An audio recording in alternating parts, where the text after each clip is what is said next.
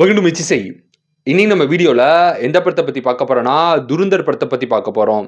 துருந்தர் இந்த படத்தை பத்தி சுருக்கமா சொல்லணும்னா, இந்த படத்துல வயலன்ஸ் கிடையாது. வயலன்ஸ்ல தான் படமே இருக்கு. ஸோ வயலன்ஸ் பார்த்தீங்கன்னா, சும்மா தெறின்னு தெறிச்சிருக்காங்க. ரத்தம் தெறின்னு தெறிக்குது. மண்டை வெடிக்குது, வயிறு வெடிக்குது. ஸோ பயங்கரமான ஒரு வயலன்ஸ் வந்து படம் பூரா வச்சிருக்காங்க. ஸோ அதனால தான் அந்த படத்துக்கு வந்து அடல்ட் ரேட்டிங் கொடுத்துருக்காங்க. மற்றபடி செக்ஷுவலான வீடியம் எதுவுமே இந்த படத்தில் கிடையாது. சின்ன லவ் சீன்ஸ் தான் இருக்குது. அது பெருசாக சாதாரணமான லவ் சீன்ஸ் தான் இருக்குது. ஸோ அந்த அந்த என்ன சொல்கிறது, ஒரு அந்த கொல்ற சீன் ஆகட்டும், ஹீரோ அவங்க கேங் வந்து அவங்க கொல்ற சீன் ஆகட்டும், டார்ச்சர் பண்ணக்கூடிய சீன் ஆகட்டும், அந்த மாதிரி ரத்தம் தெறிக்க அந்த மாதிரி ஒரு சீன்ஸ் தான் இந்த படம் பூரா நிறைய வச்சுருக்காங்க. அதனால் இந்த படத்துக்கு ரேட்டிங் இருக்குது. இந்த படத்தோட கதை என்னென்னு பார்த்தீங்கன்னா, இந்த படம் வந்து ஒரு ஸ்பை ஆக்ஷன் த்ரில்லர் மூவி. உண்மையான கதையை தழுவி கற்பனை கலந்து தான் இந்த படம் வந்து எடுத்திருக்காங்க. இந்த மாதிரிலாம் உண்மையிலேயே ஒருத்தர் இருந்திருக்காரா அப்படிங்கிறது பார்த்தீங்கன்னா ஒரு ஆச்சரியமான விஷயமா இருக்குது. டெரரிசம் பற்றின படம் தான் இந்த படம். ஸோ நம்ம தாஜ் அட்டாக் நடந்தது இல்லையா, 2009 தாஜ் அட்டாக் நடந்தது. இந்தியாவே ஒட்டுமொத்த உலகமே அந்த தாஜ் அட்டாக் வந்து திரும்பி பார்த்துச்சு. அந்த தாஜ் அட்டாக்கு பின்னாடி என்னெல்லாம் நடந்திருக்கும் அப்படிங்கிறத இந்த படத்தில் ரொம்ப அழகாக வந்து காமிச்சிருக்காங்க.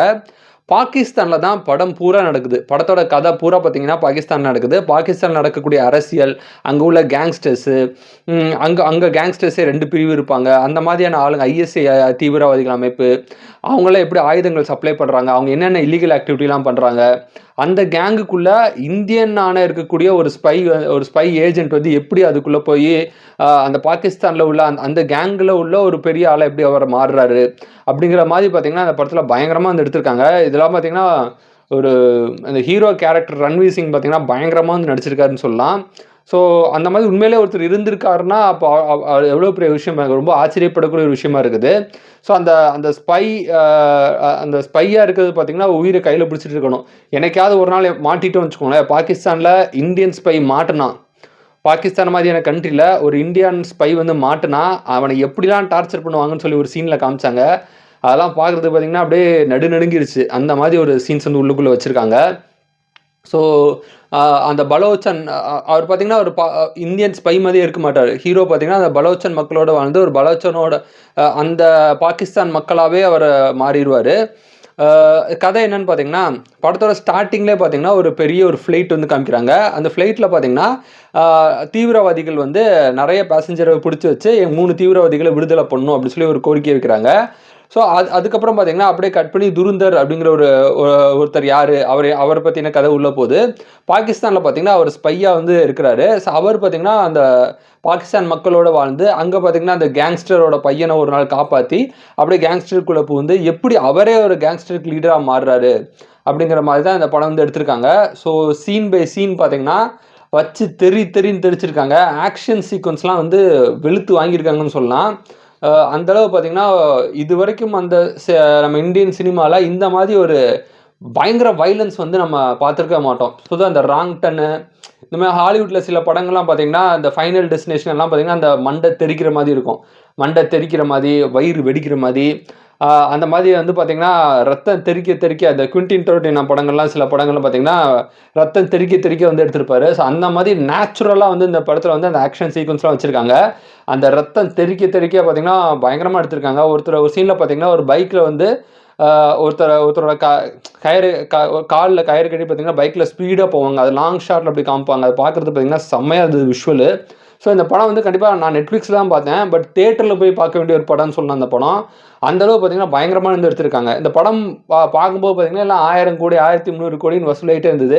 அப்படி என்னடா இந்த படத்தில் இருக்குது அப்படின்னு ஃபுல்லாக வந்து பார்க்கும்போது தான் தெரியுது பயங்கரமாக வந்து எடுத்திருக்காங்க. கிட்டத்தட்ட 3.5 மணி நேரம் படம் இருக்குது.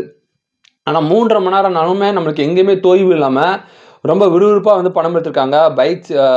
பைக் சேசிங் ஆகட்டும், கார் சேசிங் ஆகட்டும், ஃபைட் ஆகட்டும், டார்ச்சர் பண்ணக்கூடிய சீன் ஆகட்டும், எல்லாமே பார்த்தீங்கன்னா அப்படியே ரத்தமும் சதையுமாக வந்து அந்த ஆக்ஷன் சீக்வன்ஸ் வந்து பண்ணியிருக்காங்க. ஸோ கண்டிப்பாக வந்து நம்ம இந்த படம் வந்து நீங்கள் ஒரு பயங்கரமான ஒரு ஆக்ஷன் படம் பார்க்கணும், ரத்தம் தெறிக்கி ஒரு ஆக்ஷன் படம் பார்க்கணும் அப்படின்னா கண்டிப்பாக அந்த படத்தை வந்து நீங்கள் பார்க்கலாம். நெட்ஃப்ளிக்ஸில் அவைலபிளாக இருக்குது, தமிழ் டப்பியும் அவைலபிளாக இருக்குது. இந்த படத்தில் மைனஸ் என்னன்னு பார்த்தீங்கன்னா ஒரு 3.5 மணி நேரம் லென்த்தியாக இருக்கிறதுனால பார்த்தீங்கன்னா ரொம்ப நேரம் நம்மளுக்கு பார்க்குற மாதிரி ஒரு ஃபீல் இருக்கும். ஸோ படத்தில் லவ் சீன்ஸ் மட்டும் பார்த்தீங்கன்னா அங்கங்கே தேவையில்லாமல் சொருகி வச்சுருக்காங்க. ஸோ அவர் பார்த்தீங்கன்னா ஒரு 20 வயசு பொண்ணு, ஒரு சின்ன பொண்ணை வந்து இவர் கொஞ்சம் பெரிய வயசு, ஒரு 30-35 வயசு இருக்கும். அந்த மாதிரி ஒரு ஆள் வந்து லவ் பண்ணுறாரு. அந்த பொண்ணு வந்து பார்த்தீங்கன்னா, நம்ம பேபி சாரா தான் நடிச்சிருக்காங்க. அந்த பொண்ணு நல்லா தான் இருக்காங்க. பட் லவ் சீன்ஸ் பார்த்தீங்கன்னா, இந்த படத்தில வந்து கொஞ்சம் தேவையில்லாம வச்சிருக்க மாதிரி நமக்கு தோணும். ஏன்னா படத்தோட கதையே பார்த்தீங்கன்னா, ஃபுல்லா ஆக்ஷன், ஸ்பை அ ஒரு த்ரில்லர் மூவியா இருக்குது. ஸோ அது பார்த்தீங்கன்னா, ஒரு பயங்கர ஒரு அடி, தடி, வெட்டு, குத்து, பாம் பிளாஸ்ட்டு, துப்பாக்கி சுடுறது அப்படின்னு ஃபுல்லா போயிட்டு இருக்க டயத்துல, திடீர்னு ஒரு ரோஜாப்பூ இடையில வர மாதிரி இருக்குது. ஸோ அது வந்து பார்த்தீங்கன்னா, அது ஓகே தான். பட் கொஞ்சம் கம்மி பண்ணியிருக்கலாமோ அப்படின்னு தோணுது. பட் அங்கங்க லவ் சாங்ஸ்லாம் வந்து வச்சிருக்காங்க.